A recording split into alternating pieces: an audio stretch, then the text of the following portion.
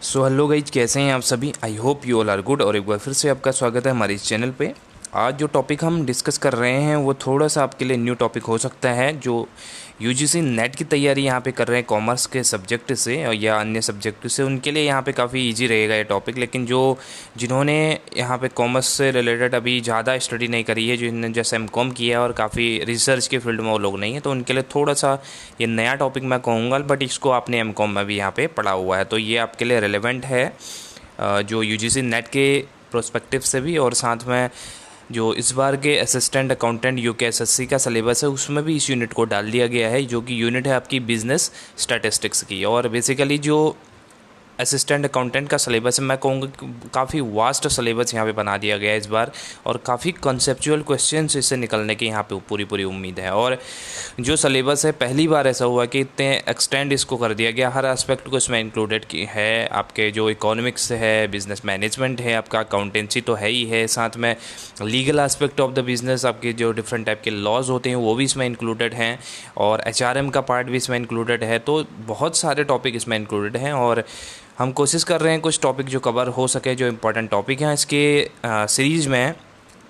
जो आज टॉपिक हम डिस्कस करेंगे वो बिज़नेस स्टैटिस्टिक्स के कुछ टॉपिक्स को यहाँ पे क्लियर करेंगे हम। काफ़ी सिलेबस उसका बड़ा है, 3-4 वीडियो उसके अंदर आएंगी। तो पहला वीडियो उसका आज है, और उसके अंदर हम देखेंगे कि क्या हमारा स्टैटिस्टिक्स होता है, क्या इसकी इंपॉर्टेंस होती है, क्या इसके डिफरेंट टाइप के हमारे यूजेस होते हैं। और साथ ही जो हमारा फोकस रहेगा वो काफ़ी फोकस हमारा collection and types of data पे रहेगा, कि कितने टाइप के डेटा होते हैं, किस किस तरह से उसका कलेक्शन किया जाता है, तो टूल्स क्या क्या होते हैं, उस पर हम ज़्यादा फोकस करेंगे। बाकी थ्योरेटिकल जो चीज़ें हैं उसको मैं ऊपर से आपको बता दूंगा, और ये पीडीएफ मैं आपको टेलीग्राम चैनल पे प्रोवाइड करा दूंगा। वहाँ से आप लोग इस थ्योरेटिकल पार्ट को ज़्यादा यहाँ पे आसानी से और कंप्रहेंसिव वे में आप देख सकते हैं। चलिए स्टार्ट करते हैं, और चैनल पर नए हैं तो सब्सक्राइब करना ना भूलें। स्टैटिस्टिक्स की बात करते हैं। देखिए, स्टैट आपका क्या होता है, एक आपको पता है इसके अंदर हम डिफरेंट टाइप के टूल्स पढ़ते हैं, जिसको हम मैथमेटिकली एनालिसिस करने के लिए डेटा को यूज करते हैं, और उसी की डिफरेंट टाइप की डेफिनेशन इसमें दी गई है, उसी को हम रीड आउट करते हैं। सबसे पहले इसका मीनिंग समझ लेते हैं। इसको डिफाइन किया जाता है स्टैटिस्टिक्स को कलेक्शन, डेटा के कलेक्शन से, प्रेजेंटेशन, एनालिसिस एंड इंटरप्रिटेशन से। ठीक है, तो एक हायरार्की होती है पूरी, जिसके अंदर हम क्या करते हैं, कोई भी डेटा जब हमने कोई कलेक्ट कर लिया, जब तक हम उसको अच्छे से प्रेजेंट ना करें, उस डेटा को, उसके एनालिसिस ना करें और उसको इंटरप्रेट ना करें, तब तक वो डेटा का किसी प्रकार का कोई यूजेस नहीं है। फॉर एग्जाम्पल, आप कहीं पर गए, फील्ड में गए, आपने वहाँ पर रॉ डेटा कलेक्ट किया। रॉ डेटा का मतलब जो आपको वहाँ से डेटा मिला है। फॉर एग्जाम्पल, आपने एनालिसिस करना था कि जो हमारे कल्चर हैं, कल्चर के बीच में क्या किसी प्रकार का कोई डिफरेंसेस हैं, या किसी प्रकार का कोई कोरिलेशन है, वो आपने चेक करना था। बट वहाँ पे आपने क्या किया, डायरेक्टली दोनों कल्चर के डेटा को लिया। तो जब तक आप उसको एनालिसिस ना कर पाओगे, उसको एक अरेंज फॉर्म में आप नहीं उसको कर पाओगे, तब तक उस डेटा का कोई यूज नहीं है। इसके लिए यहाँ पे स्टैटिस्टिक्स को यूज किया जाता है। उससे पहले हम इसकी ज़रा सा मीनिंग देख लेते हैं कि ये टर्म कहाँ से निकल के आया स्टैटिस्टिक्स। देखिए, स्टैटिस्टिक्स जो टर्म है वो डराइव किया गया आपके लैटिन वर्ड स्टैटस से, ठीक है, और इटालियन वर्ड स्टैटिस्टा से। इन दोनों का जो मीनिंग होता है, और जर्मन वर्ड स्टैटिस्टिक, ये 3 वर्ड हैं। इटालियन में स्टैटस बोला जाता है, और स्टैटिस्टा, और जर्मन वर्ड स्टैटिस्टिक। इन तीनों वर्ड के कम्बिनेशन से यहाँ पे स्टैटिस्टिक्स को डराइव किया गया। और इन तीनों का मीनिंग क्या रहता है हमारा, पॉलिटिकल स्टेट। इन तीनों का मीनिंग एक ही रहता है, जिसका नाम है पॉलिटिकल स्टेट। और एक पॉलिटिकल स्टेट हमारा बेसिकली होता क्या था, ये हमारे एंशिएंट टाइम पे, यानी कि पहले के जो सालों में है, पुराने समय में जिसको हम बोलते हैं बेसिकली, उस समय क्या किया जाता था, आर्मी में रिक्रूट करने के लिए जो बंदे हैं, जो यूथ हैं, उनके सिलेक्शन के लिए जो डेटा कलेक्शन का काम किया जाता था, वो आता था हमारा पॉलिटिकल स्टेट के टर्म्स में। तो इसके लिए इसको यहाँ पे स्टैटिस्टिक्स के फॉर्म में इसको यूज किया गया। ठीक है, मीनिंग आप समझ ही गए हैं। स्टैटिस्टिक्स बेसिकली यही रहता है, हमारा सेट ऑफ डिसीजंस रहते हैं इसके अंदर, जिसके अंदर हम डिफरेंट टाइप के टेक्निक्स को यूज करते हैं, और जिसकी हेल्प से हमारे बिजनेस हैं, या बिजनेसमैन हैं, या हमारे किसी भी प्रकार का जो रिलेवेंट चीज़ें हैं, रिलेवेंट एरियाज़ हैं, वो यहाँ पे बेनिफिशियल होते हैं with the help of statistics. चलिए अब बात करते हैं इसके यूजेस की, हमारे क्या क्या यूजेस हैं स्टैटिस्टिक्स की।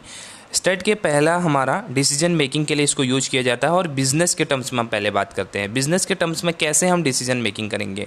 देखिए, इसमें सिंपल चीज़ें आपको दी गई हैं, मैं ज़्यादा डिटेल में आपको नहीं बता रहा हूँ। देखिए यहाँ पे क्या क्या है, आपको क्या करना है, स्टैटिस्टिक्स मेथड के थ्रू आप क्या कर पाएंगे, अपने जो आपके प्रोडक्शन का यहाँ पे एनालिसिस कर पाएंगे, सेल्स का कर पाएंगे, परचेज के जो फंक्शंस हैं उनको आप यहाँ पे इजीली ऑपरेट कर पाएंगे, फाइनेंस फंक्शंस हैं। तो ये कुछ फंक्शंस होते हैं बेसिकली, ये सब मिलकर आपके क्या करते हैं, एक तरह से आपके जो हम कह सकते हैं कि जो आपके बिज़नेस को रन करने के लिए ये सारे यहाँ पे फंक्शन हेल्पफुल होते हैं। और हर एक चीज़ में, जैसे प्रोडक्शन क्या है, प्रोडक्शन के लिए आपको क्या करना पड़ता है, एक्चुअल में जो डिमांड आ गई वो तो ठीक है, जिसके अंदर हम कैजन कॉस्टिंग भी बोलते हैं, आपने नाम सुना होगा कैजन कॉस्टिंग। कैजन कॉस्टिंग का बेसिकली मतलब क्या होता है कि जिस समय जो डिमांड आई उसी समय हम उसको प्रोड्यूस करेंगे। बेसिकली ये जैपनीज़ एक टर्मिनोलॉजी है और जैपनीज़ टेक्निक है, जिसके अंदर क्या किया जाता है कि जितनी डिमांड है उतना ही प्रोडक्शन यहाँ पे हाथों हाथ प्रोडक्शन किया जाता है।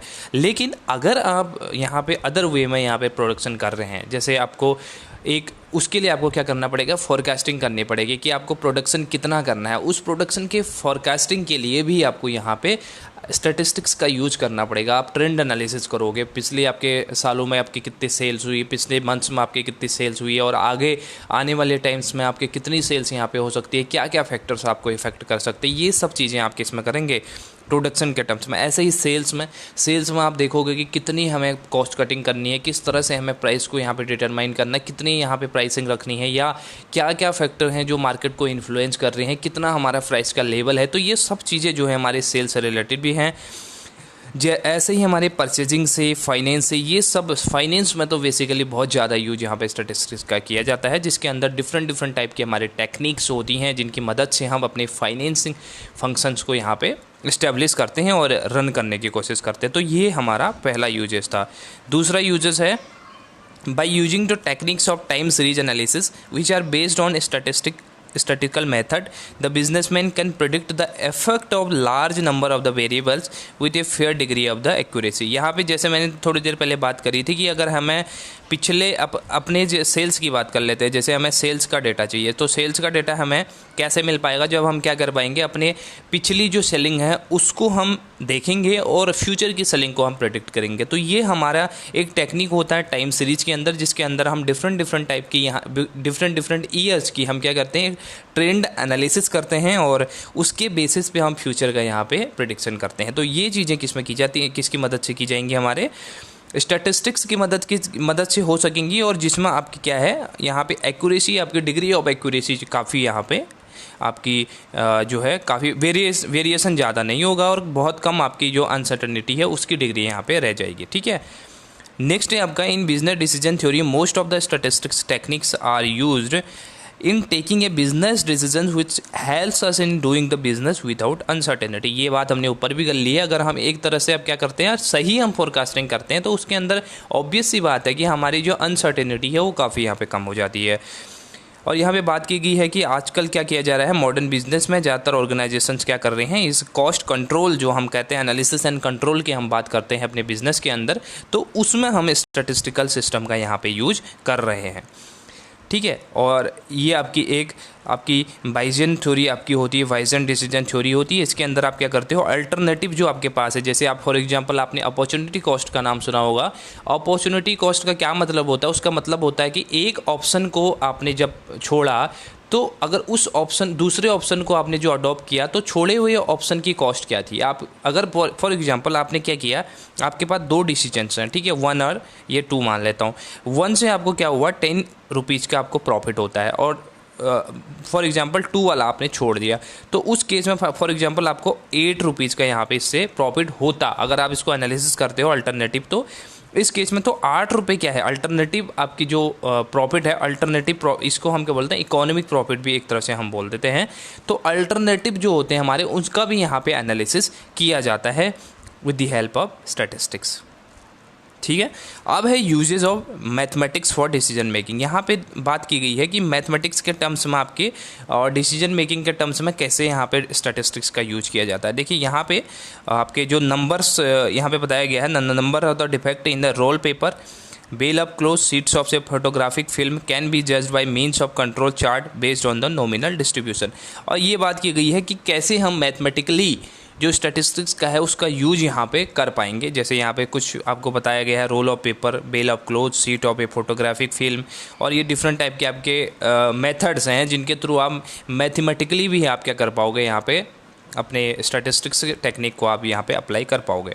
और इसी तरह से आपके और भी चीज़ें दी गई हैं। In statistical quality control we analyse the data which are based on the principle involve in normal curve. Normal curve की हम अभी बात करेंगे। नॉर्मल प्रोबेबिलिटी कर्व हमारा क्या होता है उसको भी मैंने इंक्लूड किया चैप्टर के अंदर, ये लेक्चर के अंदर, तो उसको हम काफ़ी यहाँ पे डिटेल में देखेंगे क्योंकि उसका अलग से एक यहाँ पे आपको टॉपिक भी दिया गया है। नॉर्मल प्रोबेबिलिटी कर्व वो काफ़ी इंपॉर्टेंट है, उसकी प्रॉपर्टी को हम देखेंगे। अब यूजेस है इकोनॉमिक्स में, क्या यूज़ है यहाँ पे स्टैट का देख लेते हैं।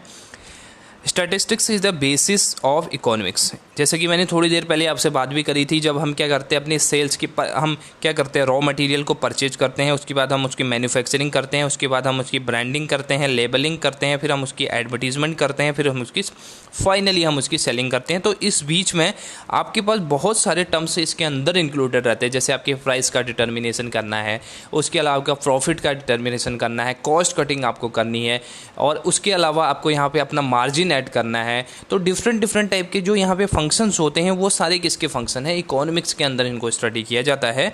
और ये सारे किससे परफॉर्म किए जाएंगे, किसकी हेल्प से परफॉर्म किए जाएंगे, तो स्टैटिस्टिक्स के हेल्प से, टूल जो होते हैं उनकी हेल्प से। ठीक है।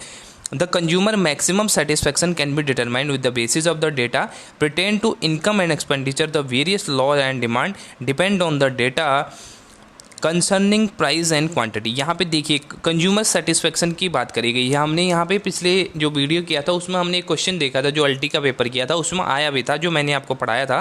MRS की बात करी थी हमने, मार्जिनल रेट ऑफ सब्स्टिट्यूशंस की बात करी थी। और इसके अलावा हमने क्या बात करी थी, उसमें हमने कंज्यूमर सेटिस्फेक्शंस की बात की थी, मैक्सिमम जो है उसकी बात भी की थी।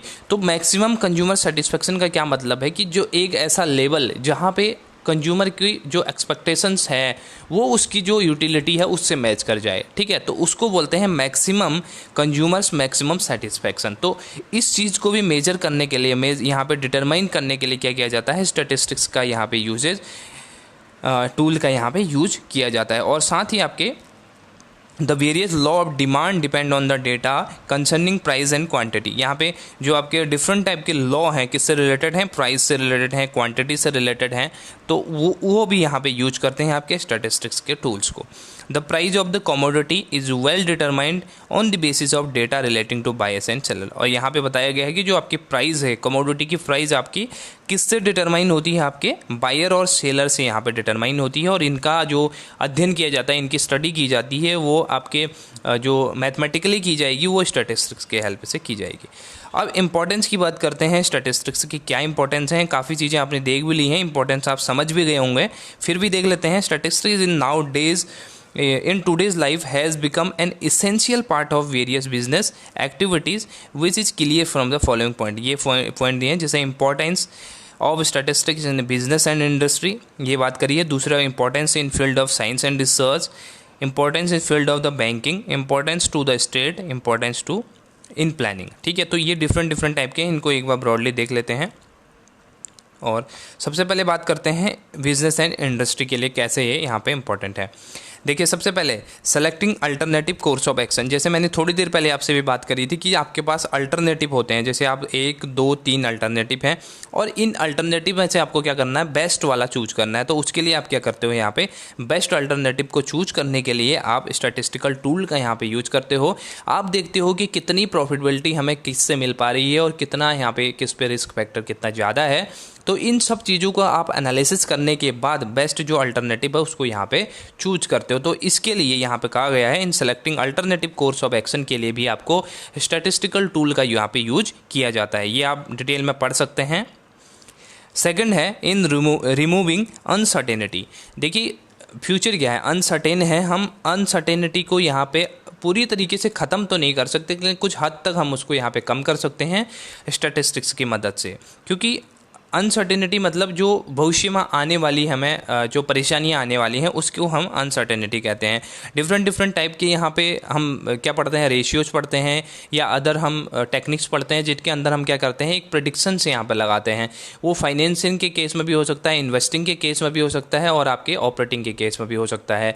तो इन सब चीज़ों को एनालिसिस करने के लिए जो फाइनेंशियल टूल का हम इस्तेमाल करते हैं, स्टैटिस्टिकल टूल का हम यहाँ पे इस्तेमाल करते हैं, वो क्या करता है कुछ हद तक यहाँ पे अनसर्टेनिटी को रिमूव कर देता है। ठीक है, अब उसके बाद है इन कैलकुलेटिंग EOL या COL। अब यहाँ पे EOL और COL का क्या मतलब है? EOL का मतलब होता है एक्सपेक्टेड अपॉर्चुनिटी लॉस और COL का मतलब होता है आपके कंडीशनल अपॉर्चुनिटी लॉस। देखिए अपॉर्चुनिटी लॉस आपका क्या रहता है, अपॉर्चुनिटी लॉस का क्या मतलब है, जैसे आपने मैंने आपको पहले भी बताया था, अपॉर्चुनिटी कॉस्ट और अपॉर्चुनिटी लॉस और अपॉर्चुनिटी प्रॉफिट आपका क्या रहता है। देखिए कोई भी आपने बिजनेस अल्टरनेटिव चूज किया, जैसे आपने ये वाला अल्टरनेटिव, ए वाला अल्टरनेटिव आपने चूज किया, बी वाला आपने छोड़ दिया, तो बी वाले से जितना ज़्यादा आपको प्रॉफिट होता तो वो आपके छोड़ दिया आपने, तो उससे आपको जो लॉस हुआ वो आपका है अल्टरनेटिव अपॉर्चुनिटी लॉस। ठीक है, तो इसको बोलेंगे अपॉर्चुनिटी लॉस। तो इन चीज़ों का कैलकुलेशन भी, ताकि आने वाले टाइम पे हम क्या कर पाएँ, बेस्ट अल्टरनेटिव को यहाँ पे चूज कर पाएँ। ऐसा ना हो कि जो अल्टरनेटिव हमने छोड़ा उससे हमें ज़्यादा प्रॉफिट गेन होता। ठीक है, तो वो हमारे क्या कहलाता है, अपॉर्चुनिटी लॉस। तो इस चीज़ का आगे से ध्यान रखा जाए, यानी कि इस चीज़ को हम क्या कर पाएँ, प्री डिटरमाइन कर पाएँ कि कौन सा हमारा अल्टरनेटिव ज़्यादा सही है, उसके लिए EOL और COL को यहाँ पे यूज किया जाएगा। ठीक है, तो इन दोनों को भी यहाँ पे कैलकुलेट करने के लिए हम क्या करते हैं, स्टैटिस्टिकल टूल का यहाँ पे यूज करते हैं। अब बात आती है साइंस और रिसर्च के फील्ड में। साइंस और रिसर्च के फील्ड में स्टेट हमारी क्या है, स्टेट तो मेन है, सबसे मेन आपकी स्टेट ही है, क्योंकि इसके अंदर आप क्या करते हो, जब आप स्टार्टिंग करते हो, आपके क्या रिसर्च की प्रोसेस आपकी स्टार्टिंग होती है, तो आपकी प्रॉब्लम जब आइडेंटिफाई करते हैं, आप रिसर्च की आपने प्रोसेस पढ़ी होगी, उसके अंदर सबसे पहले हम फॉर्मुलेशन ऑफ रिसर्च प्रॉब्लम करते हैं। तो जब भी हम प्रॉब्लम को आइडेंटिफाई करते हैं तो उसके अंदर हम वेरियस फैक्टर्स को एनालिसिस करते हैं। हम यहाँ पे देखते हैं कि कहाँ पे हमारा फील्ड रहेगा, कहाँ पे हमें किस चीज़ पे हमें रिसर्च करनी है, बेसिकली उस चीज़ को हम फाइंड आउट करते हैं। तो उसके लिए भी हमें स्टेट का यूज करना पड़ता है। उसके अलावा बाद में आप क्या करते हो, फॉर्मुलेट करते हो सॉरी हाइपोथेसिस को फॉर्मुलेट करते हो, डेटा को कलेक्शन करते हो, डेटा को एनालिसिस करते हो, डेटा का इंटरप्रिटेशन करते हो, रिपोर्ट राइटिंग करते हो। तो ये सब चीज़ें आपकी क्या हैं रिसर्च के फील्ड में भी आपकी यूज होती हैं। और साइंस के फील्ड में भी, जैसे आप कोई एक्सपेरिमेंट आपको करना है, उसके अंदर आप क्या करते हो, डिफरेंट टाइप के, जैसे एक्सपेरिमेंटल रिसर्च का आपने नाम सुना होगा, उसके अंदर क्या करते हैं हम, एक हमारे पास डिपेंडेंट वेरिएबल होता है, एक इंडिपेंडेंट वेरिएबल होता है। तो उस तरह से हम क्या करते हैं, अपने वेरिएबल्स को हम क्या करते हैं यहाँ पे हम मैनिपुलेट करते हैं और उससे हम देखते हैं कि दूसरे जो हमारा डिपेंडेंट वेरिएबल है उस पर क्या यहाँ पे इफेक्ट पड़ रहा है। तो इन सब चीज़ों का भी साइंस में काफ़ी यूज किया जाता है और as well as in research. ठीक है, और आप इसको देख सकते हैं, आप काफ़ी यहाँ पे लिखा गया, आप उसको पढ़ सकते हैं। देखिए अब बैंकिंग के फील्ड में बात करेंगे। बैंकिंग के फील्ड में यहाँ पे स्टेट का काफ़ी यूज है, जिसके लिए आप कहाँ पे आप यूज करते हो, जैसे आपके पॉलिसीज़ को, यहाँ पे क्रेडिट पॉलिसी को आपने बनाना है, आपके लोन जो आप देते हो ना उसके पॉलिसीज़ को आपको यहाँ पे बनाना है। उसके अलावा आपका डिमांड एंड टाइम डिपॉजिट आपके जो है उससे रिलेटेड आपका डेटा है। तो ये डिफरेंट टाइप के जो बैंकिंग में आपके जो यूजेस होते हैं उसमें भी यहाँ पे यूज़ किए जाते हैं आपके स्टैटिस्टिकल टूल का। अब स्टेट की बात करी गई है कि स्टेट के लिए कैसे यहाँ पे यूजफुल है। In the modern era, the role of state has increased, and various government of the world also take care of the welfare of its people.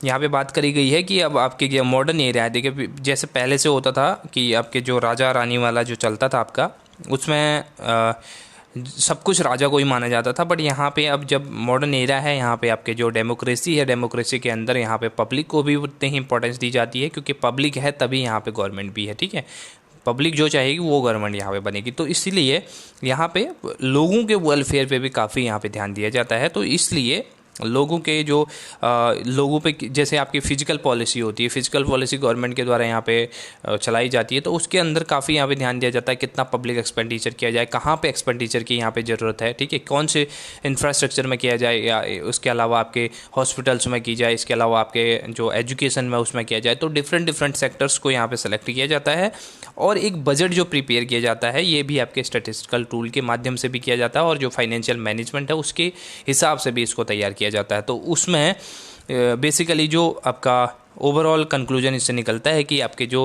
Government है वो भी यहाँ पे काफ़ी स्टैटिस्टिकल टूल को यहाँ पे एनालिसिस करती है और उसके बाद ही यहाँ पे सब कुछ वेलफेयर के काम यहाँ पे किए जाते हैं। जैसे आपका एक्सपेंडिचर कहाँ पे करना है, कितना करना है, किस हिसाब से करना है, ठीक है, कौन सी फील्ड में ज़्यादा हैवी यहाँ पे एक्सपेंडिचर करने की ज़रूरत है। तो ये सब चीज़ें यहाँ पे कैलकुलेट की जाती हैं। फिर प्लानिंग के लिए है, प्लानिंग के लिए तो है ही है इंपॉर्टेंट, क्योंकि आप क्या देखते हो, डिफरेंट टाइप के आप यहाँ पे सोर्सेज देखते हो। जैसे आपने स्टार्टिंग में आपने क्या किया, अपने फंड जनरेट किया। प्लानिंग के अंदर आप क्या करोगे, जैसे आपको फंड की यहाँ पे ज़रूरत है तो आपको अल्टरनेटिव ढूंढने अलग अलग। इसके अंदर आप देखते हो कि इसकी प्रॉफिटेबिलिटी कितनी है, इसकी कितनी है, इसकी कितनी है, इसके साथ ही आपके रिस्क फैक्टर आपका कितना एसोसिएटेड है, उस तरह से आप इसको एनालिसिस करोगे और उसके बाद आप क्या कर पाओगे, एक अच्छे जो प्लानिंग स्ट्रक्चर है उसको यहाँ पे डेवलप कर पाओगे। अब स्कोप की बात करते हैं, स्टैटिस्टिक्स के स्कोप की। सबसे पहला है present facts in numeric figure. यहाँ पे न्यूमेरिक फिगर के अंदर इसको रिप्रेजेंट किया जाता है और ये आपका क्वालिटेटिव नेचर का नहीं बल्कि क्वांटिटेटिव नेचर का होता है। Present complex facts in A simplified form, यानी कि ये जो आपका, जैसे आपने रॉ डेटा की बात करी, हमने रॉ डेटा की, तो रॉ डेटा में जब हम कलेक्ट करते हैं तो काफ़ी कॉम्प्लिकेटेड फॉर्म में होता है। जैसे आपने कुछ भी डेटा कलेक्ट किया, जब तक आपने उसको प्रोसेस नहीं किया, आपने उसको एक क्लासीफाइड फॉर्म में नहीं किया, तब तक वो काफ़ी यहाँ पे कॉम्प्लिकेटेड होता है। जब हम उसको एक मैनर में यहाँ पे अरेंज करते हैं तो उसके बाद ये काफ़ी सिंप्लीफाइड फॉर्म में हो जाता है। स्टडीज़ रिलेशनशिप बिटवीन टू और मोर फिनोमेना। यहाँ पे अलग अलग फिनोमेना की बात की गई है कि जैसे मैंने आपसे पहले भी कहा था कि अगर हम दो कल्चर की यहाँ पे स्टडी कर रहे हैं तो डेटा काफ़ी कॉम्प्लिकेटेड हो जाता है। उसके अंदर हमें देखना पड़ेगा कि जब हम एनालिसिस करेंगे डेटा को, हम क्या करेंगे, कॉम्प्रहेंसिव वे में लगा के हम अरेंज करने के बाद उसको एनालिसिस करेंगे तो काफ़ी चीज़ें हमें यहाँ पे निकल के आएंगी। हम वही फैक्टर का यहाँ पे एनालिसिस करेंगे जो हमारे से रिलेवेंट है। तो इसके लिए यहाँ पे कहा गया कि अलग अलग फिनोमेना जो होता है उसमें भी जो स्टडी है, रिलेशन है, उसका हमें देखने की कोशिश करेंगे। तो उसके लिए भी हम यहाँ पे स्टेट का यूज करेंगे। Helps in the formulating of policy. Formula हमने देख लिया स्टेट के केस में कैसे हम पॉलिसीज़ को फॉर्मुलेट किया जाता है, स्टेट के केस में भी देख सकते हैं, कंपनी के केस में भी देख सकते हैं, ठीक है। तो उसके लिए भी हम क्या करते हैं, स्टेट का यूज़ करेंगे। हेल्प इन फोरकास्टिंग, ये तो आपका बेसिक सा फंक्शन है जिसको हम काफ़ी पढ़ चुके हैं। Provides techniques for testing of hypothesis, इसको भी मैंने आपके रिसर्च प्रोफेसर जब बताई थी उसमें आपने डिस्कस किया था हमने कि कैसे हम हाइपोथेसिस का टेस्टिंग करेंगे, ठीक है। हाइपोथेसिस को बनाएंगे, उसका टेस्टिंग करेंगे। टेस्टिंग आपका किसके अंदर आ जाएगा, एनालिसिस और इंटरप्रिटेशन के अंदर आपका आता है, ठीक। उसके अंदर आप क्या करते हो, अलग अलग तरह की जैसे दो हाइपोथेसिस आप बनाते हो, ठीक है। एक नल हाइपोथेसिस होती है, एक अल्टरनेटिव हाइपोथेसिस होती है। नल हाइपोथेसिस कब बनती है, जब आपके क्या रहती है, दोनों जो अपने जो दो वेरिएबल लिए हैं उनके बीच में आप कहते हो कि यहाँ पे कोई भी डिफरेंसेस नहीं है, तो वो आपके नल हाइपोथेसिस होती है। ऑन दी अदर हैंड जब आपकी नल रिजेक्ट हो जाती है तो आपकी अल्टरनेटिव जो, और जिसको हम रिसर्च हाइपोथेसिस बोलते हैं, वो आपकी एक्सेप्ट हो जाती है, ठीक है ना। Provide technique for making decision under the uncertainty, यहाँ पे अनसर्टेनिटी की बात करेगी और डिफरेंट टाइप के जो टेक्निक्स हैं वही यहाँ पे डिसीजन मेकिंग के अंदर काम करती हैं और जो अनसर्टेनिटी को कम करती हैं, ये हम पहले यहाँ पे डिस्कस कर चुके हैं। अब कुछ इसकी लिमिटेशंस भी होती हैं, काफ़ी आपको पता है कि क्योंकि सिक्के के हमेशा दो पहलू होते हैं, अगर हेड है तो टेल भी है। तो आपके अगर बेनिफिट है तो कुछ ना कुछ यहाँ पे आपकी लिमिटेशंस भी होती हैं। पहली लिमिटेशंस है कि इसको हम सिर्फ क्वांटिटेटिव टर्म्स में लिख सकते हैं, क्वालिटेटिव टर्म्स में, यानी कि किसी की क्वालिटी को हम यहाँ पे एक्सप्रेस नहीं कर सकते, हम सिर्फ न्यूमेरिक टर्म्स में इसको यहाँ पे एक्सप्रेस कर पाएंगे। Statistics result are not exact, जैसे कि हमने बात करी ना, हमने कहा कि हमें एक फोरकास्टिंग करनी है, तो फोरकास्टिंग के अंदर हम एग्जैक्ट रिजल्ट, एग्जैक्ट जो फिगर है उसको यहाँ पे नहीं बता सकते हैं। हम एक फोरकास्टिंग के अंदर हम एक अनुमान लगा पाएंगे कि हाँ इतना, अगर हमें 100 करोड़ की हमारी बजट की ज़रूरत है हमें, तो हाँ हम एक्चुअल में 100 करोड़ सेटअप करेंगे, तो हो सकता है इसमें वेरिएशन हो, 90 करोड़ ही हमारा बने खर्च हो या हमारा 110 करोड़ हो। तो ये एग्जैक्ट यहाँ पे नहीं बता सकते, क्योंकि एग्जैक्ट हम यहाँ पे प्रेडिक्ट भी नहीं कर सकते हैं। हाँ काफ़ी हद तक हम उसके आसपास प्रेडिक्ट कर पाएंगे। Statistics deals with aggregate only, aggregate की मतलब एग्रीगेट की बात करेगा, यानी कि टोटल की बात करता है स्टेट। स्टेट के अंदर हम जैसे डिफरेंट टाइप के फैक्टर्स देखते हैं, उसके बाद हम उसका लास्ट में क्या निचोड़ निकालते हैं जिसको हम बोलते हैं, और उसी को हम क्या कहते हैं, कंक्लूजन। और कंक्लूजन से पहले हम क्या करते हैं, अपने डेटा को हम क्या करते हैं, इंटरप्रेट करते हैं। एनालिसिस करने के बाद इंटरप्रिटेशन किया जाता है, इंटरप्रिटेशन के बाद कंक्लूजन निकाला जाता है। तो ओवरऑल ये क्या करता है, एक एग्रीगेट टर्म्स की बात करता है, एग्रीगेट लेके यहाँ पे चलता है। Stud is useful for experts only. Experts की बात की गई है, यहाँ पे कहा गया है कि जो स्टड है, हाँ यहाँ पे बात भी ठीक है, क्योंकि देखिए स्टड के अंदर काफ़ी टूल्स हैं, काफ़ी यहाँ पे टेस्ट होते हैं, उन टेस्ट को वही यूज कर पाएगा। कोई लेम पर्सन आपके पास आ जाएगा तो वो उन टेस्ट को यूज़ नहीं कर पाएगा, क्योंकि आपने वो टेस्ट पढ़े हैं, आप पीजी किए वाले हो, तो आप उसको क्या कर सकते हो, टैकल कर सकते हो, आप उसको यूज कर पाओगे। लेकिन जिसने स्टड के बारे में सुना नहीं है, मतलब वो जानता नहीं है बेसिक भी उसका, तो वो उस चीज़ को यूज़ नहीं कर सकता है। तो ये एक एक्सपर्ट ही इसको यहाँ पे परफॉर्म कर पाएगा। Statistics does not provide solution to the problem. ये सॉल्यूशन टू द प्रॉब्लम नहीं देता, बल्कि सॉल्यूशन के टर्म्स में ये बात करता है, यानी कि एग्जैक्ट सॉल्यूशन तक नहीं, सॉल्यूशन का सजेशन नहीं देता है, बट सॉल्यूशन तक जाने के लिए जो यहाँ पे रास्ता है वो तैयार कर देता है हमारा स्टेट। जैसे कैसे, जैसे हमको पता है, हमने क्या किया, हमें जैसे निकालना है कि कितने टीचर्स, हमें निकालना है कि क्लास के अंदर टीचर्स काफ़ी एब्सेंट रह रहे हैं। उसके लिए हम क्या करेंगे, डेटा हमने कलेक्ट किया, उस डेटा कलेक्शन हमारा स्टड के टूल से हमने यहाँ पे किया, और उसके अंदर हमें पता चल गया 10 यहाँ पे टीचर्स हमारे एब्सेंट रह रहे हैं। बट ये यहाँ पे ये असर्टेन नहीं कर पाएगा कि क्यों यहाँ पे एब्सेंट रही है, कितने रहे, हमने यहाँ पे असर्टेन कर लिया, तो एक तरह से पता चल गया कि ये टीचर हम डिफ़ाइन कर पाएंगे वहाँ पे कि इतने टीचर और इन टीचरों के ये नाम हैं, ये टीचर यहाँ पे एब्सेंट है। उसके बाद जो करेक्टिव एक्शन है वो यहाँ पे लेना पड़ेगा। तो यहाँ पे बात की गई है कि ये डायरेक्टली सॉल्यूशन की तरफ नहीं बढ़ता, बट हम कह सकते हैं कि ये सॉल्यूशन तक पहुँचने के लिए काफ़ी इंपॉर्टेंट है। चलिए, ये तो बात थी हमारे किसकी, बेसिक आपका जो हम उसकी बात कर रहे थे आपके स्टैट की। स्टैट के अंदर हमने देखा डिफरेंट टाइप के जो यूजेस हैं, और उसके अलावा इंपॉर्टेंस हैं, स्कोप है और लिमिटेशंस है। अब बात करते हैं हमारे जो इंपॉर्टेंट चीज़ है, कलेक्शन ऑफ डेटा। देखिए डेटा होता क्या है, डेटा आपका क्या रहता है, डेटा इन्फॉर्मेशन रहती है जो आपके कलेक्ट की जाती है डिफरेंट टाइप के सोर्सेज से, और उन सोर्सेज को ही हम यहाँ पे बेसिकली पढ़ेंगे। ठीक है, data the information collected through out censuses and surveys or in a routine manner और other sources is called raw data। जैसे थोड़ी देर पहले मैंने बात करी ना, रॉ डेटा मैंने आपसे बोला कि अनप्रोसेस्ड डेटा, जिसको हमने यहाँ पे अभी तक क्लासीफाई नहीं किया, एनालाइज नहीं किया, इंटरप्रेट नहीं किया, तो वो आपका रॉ डेटा रहता है, जिसको हम बाद में यहाँ पे एनालिसिस करते हैं, क्लासिफिकेशन उसका पहले करते हैं। When the raw data are grouped into two groups or classes, they are known as grouped data। यहाँ पे ग्रुप डेटा कहा जाता है जब भी हम उसको ग्रुप में यहाँ पे डिवाइड कर देते हैं, अलग अलग ग्रुप में हम इसको डिवाइड कर देते हैं। देखिए यहाँ पे बेसिकली जो डेटा है उसको दो फॉर्म में यहाँ पे एक्सप्रेस किया जाता है, एक प्राइमरी डेटा होता है और एक सेकेंडरी डेटा होता है। प्राइमरी डेटा किसको बोला जाता है, प्राइमरी डेटा काफ़ी इजी है, जो आप क्या करते हो, कभी भी आप कोई रिसर्च करते हो, डायरेक्टली जो आप रिस्पोंडेंट से आप डेटा कलेक्ट करते हो। फॉर एग्जांपल आपने एक सर्वे किया, सर्वे के अंदर आपने जानना चाहा कि लोगों की बाइंग यहाँ पे बाइंग नेचर कैसा है।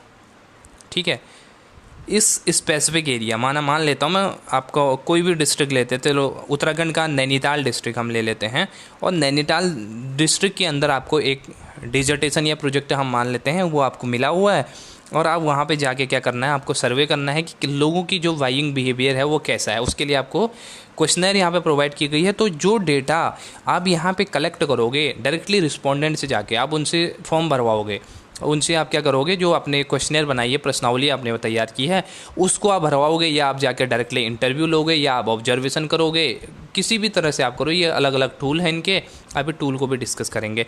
तो आपने जो डेटा डायरेक्टली उनसे मिला आपको, वो आपका प्राइमरी डेटा होता है। ठीक है, आई होप क्लियर है। प्राइमरी डेटा क्या है, जो आप डायरेक्टली क्या करते हो, रिस्पोंडेंट से आप यहाँ पे प्राप्त करते हो।